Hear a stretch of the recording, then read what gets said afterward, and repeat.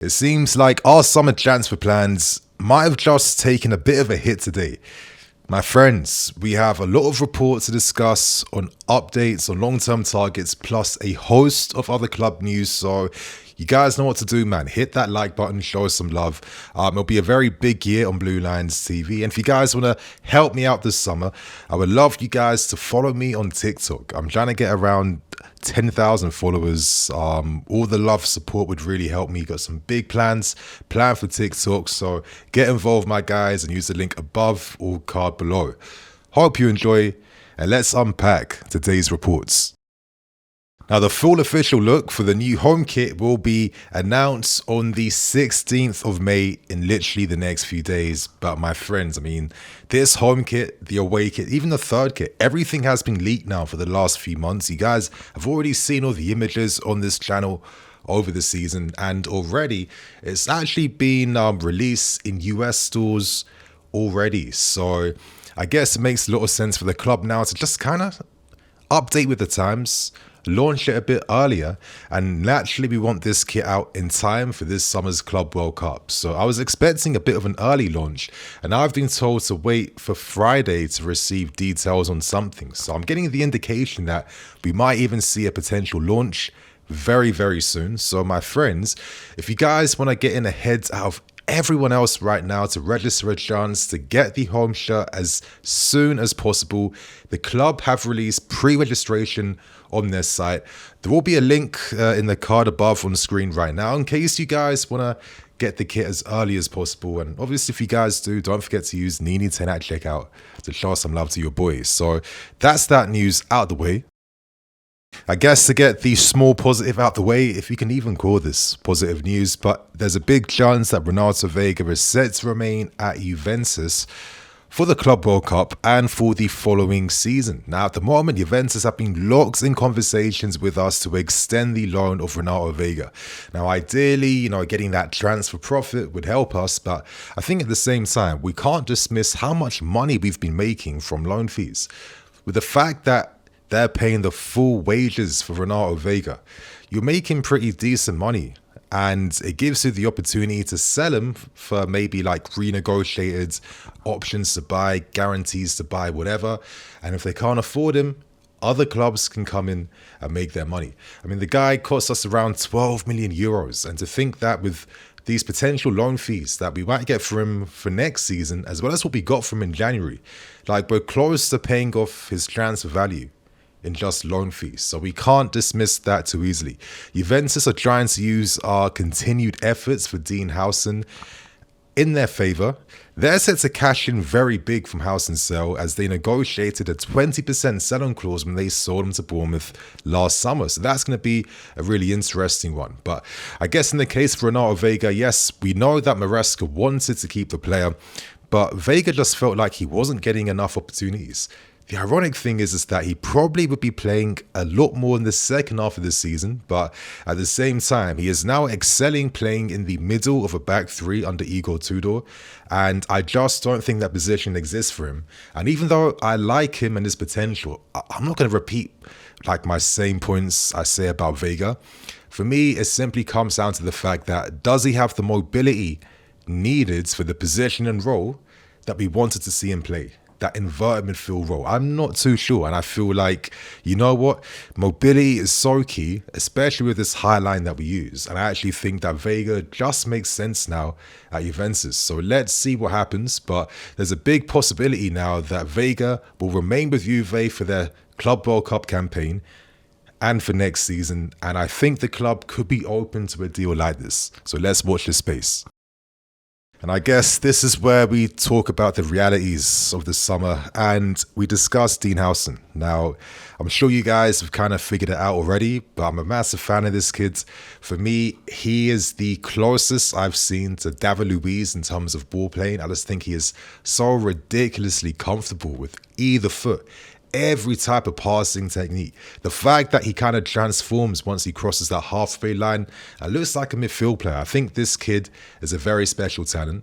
But outside of Luiz's maybe weaknesses, he does have that mental composure defensively. He is like a thinking man's defender. And I do see those elements of Andreas Christensen in terms of how he thinks when he defends. So it's no surprise to me why the club realized, you know what, let's try and bag this guy ASAP because he is looking generational. And I keep saying it, man, but, considering all this data analysis and always buying young, why did we maybe spend house money to Bournemouth on Vega instead of signing Hson straight from Juventus? Like, surely they're the type of players we should be clocking straight away.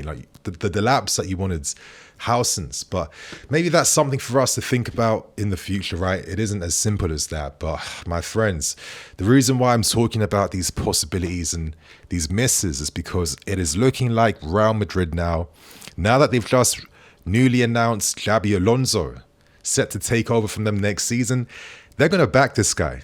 They're going to give him some money. They need to improve. They fell off really hard.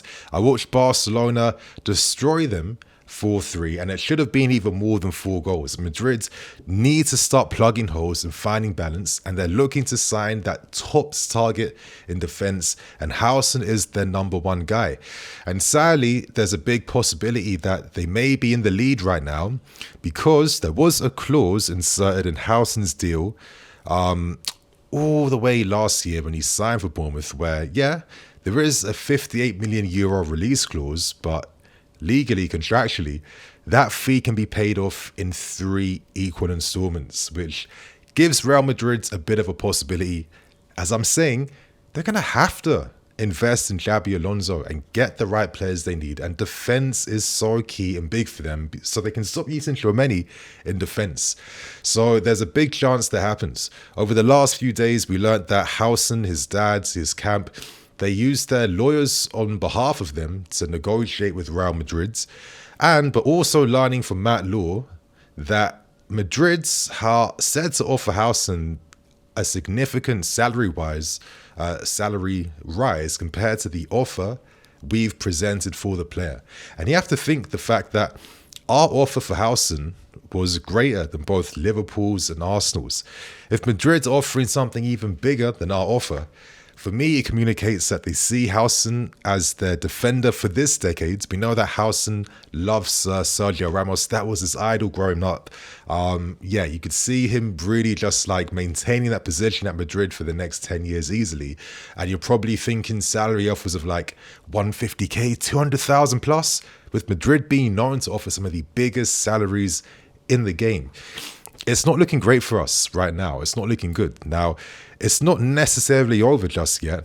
At the moment, based on all the reports in the competition, we would probably be second to Real Madrid right now. We offered his dad a lot of money. We've offered a lot of game time, a lot of assurances, and that surprised them, hence why we went up in their estimations. We have very good relations with Bournemouth, his camp, and everyone. So fingers crossed Madrid somehow just fumble the deal.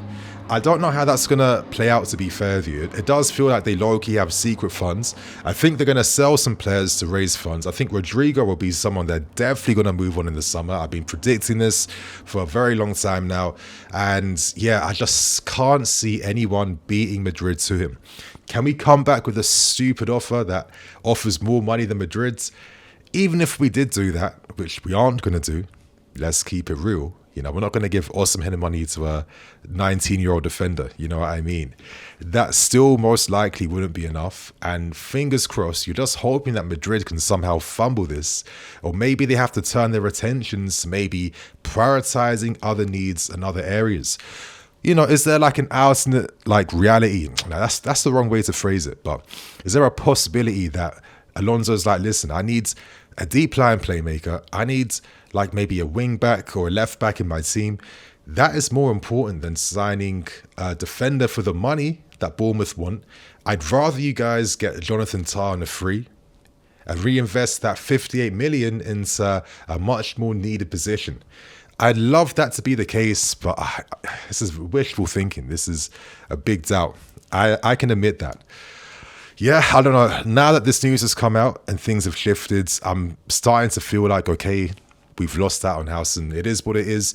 But in terms of backup options, of course, Hson and Mark Guy were the two other strong options. We could possibly get both because we do need an inverted competition for Cucurella because we have, hopefully, fingers crossed, I don't know. Hopefully we have CL football next season. But yeah, man, it's a bit of a shame. But I feel like it's just a reality check, to be fair with you. And I guess all I can say again is that it's a shame that we didn't have the foresight to sign him from Juventus for the price. And it does make you think that when there's players like this available, with all this talk on like data analysis and a massive team and a restructuring, blah, blah, blah, how are players like this obviously just getting missed out on?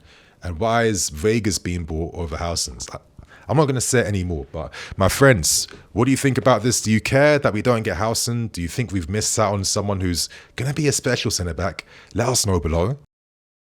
We have some small updates on Victor Osimhen. Now, of course, we know that based on what Mikel has said, Osimhen saw us as his number one option. Now, he might not be the Chelsea fan that we were all thinking he was last summer, but he was a massive fan of Didier Drogba, and obviously having the chance to kind of, pick up the torch that's been passed down to him.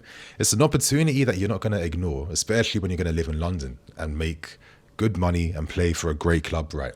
But it does seem like, as we all know, Osimhen is around for 75 million euros this summer. Juventus are probably the main club doing everything they can to try and sign him, hence why Vlahovic could even leave them in this summer window. But everything comes down to Victor's wage packet. He's earning around £10 million a year, around 12 million euros a year. And as we know, last summer, our offer was ridiculous. It was like 4 million as like a base salary for the year, with another 4 million in add-ons that he had to activate, which is a bit too mad if you're asking me. If it was maybe a bit fairer, if it was like maybe like a 75-25% split or 80% 20% split, it could have been a bit different, but that is something we didn't do.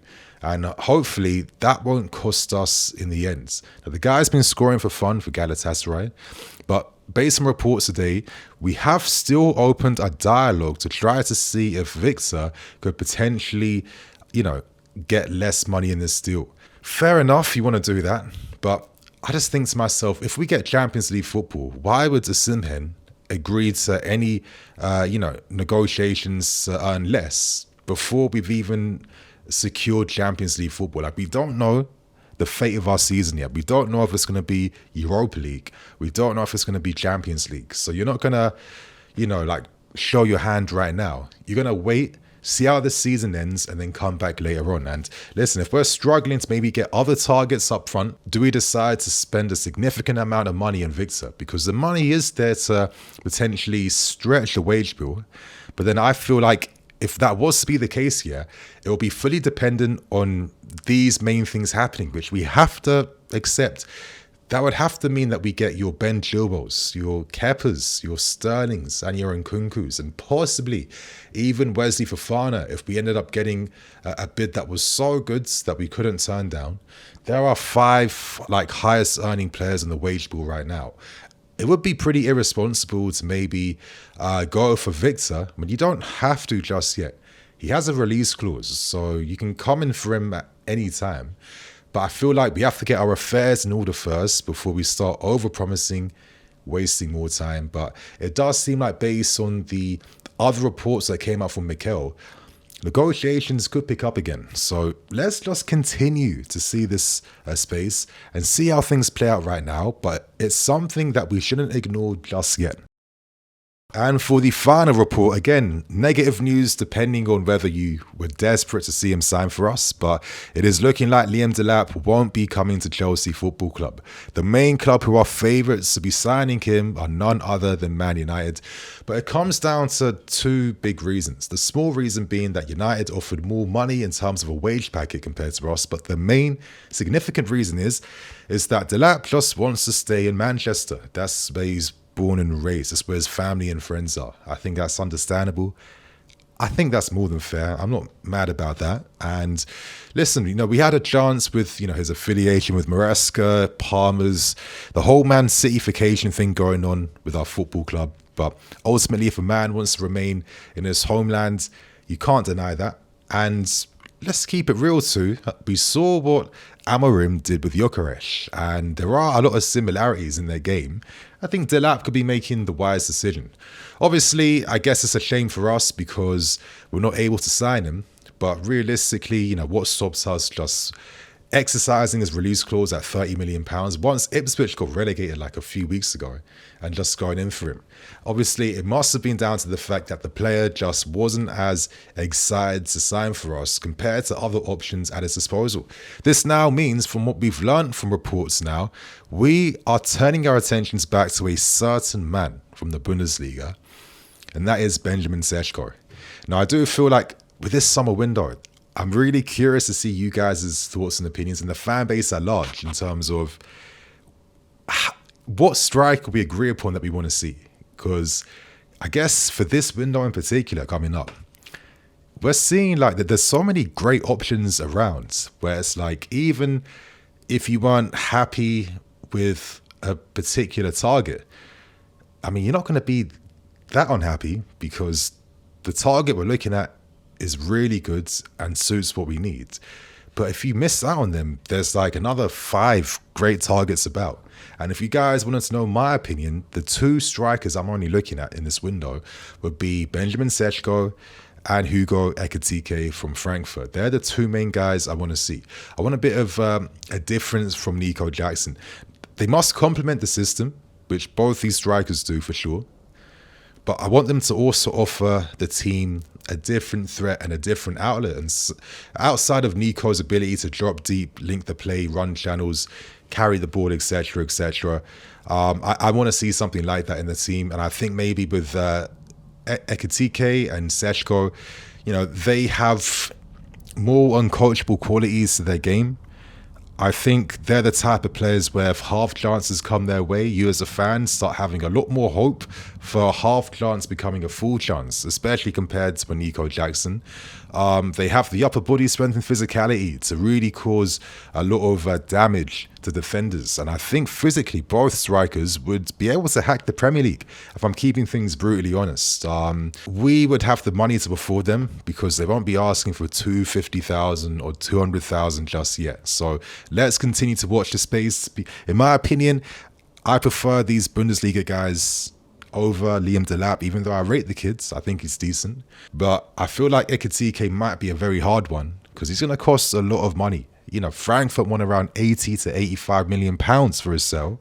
But with Sesko, there is a release clause of around 61 million, I think, if I can remember, which makes a lot of sense. We've had long-term interest in him for many years. We tried to sign him the moment Bowley & Co. took over the football club. He knows about us, and this is something we could make happen.